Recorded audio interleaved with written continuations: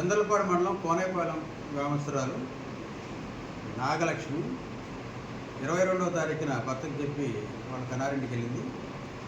అయితే 22వ తారీఖు మధ్యాహ్నం నుంచి ఆమె సెల్ ఫోన్ స్విచ్ ఆఫ్ చేసి గమనించాడు వాళ్ళ భర్త.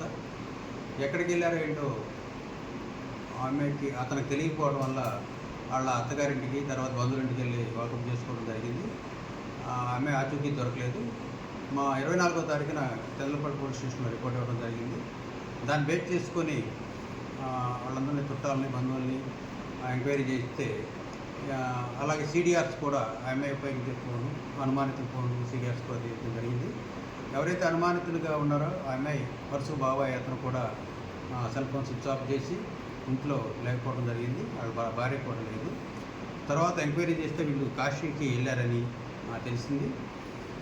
తర్వాత మేము అతని మీద బాగా నిఘా పెట్టి వెతుకుతున్న క్రమంలో అతను తెలిసిన వాళ్ళ ద్వారా విఆర్ఓ దగ్గరికి వచ్చి ఎక్స్ట్రా జ్యుడిషియల్ కన్ఫెషన్ ద్వారా ఆ అమ్మాయిని మర్డర్ చేసినట్టుగా చెప్పాడు.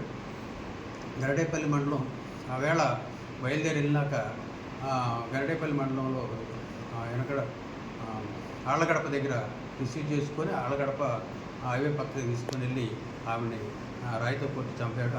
అతను అతని భార్య గోవిందు అను సీతామహాలక్ష్మి కలిపి. తర్వాత చనిపోయినాక అమ్మాయిని కారులో తీసుకొని మన అమరాబాద్ నుంచి శ్రీశైలం వెళ్ళే రోడ్లో, ఘాట్ రోడ్లో పడేసి పెట్రోల్ పోసి తగలబెట్టి సాక్ష్యాలు లేకుండా చేయాలని చూశారు.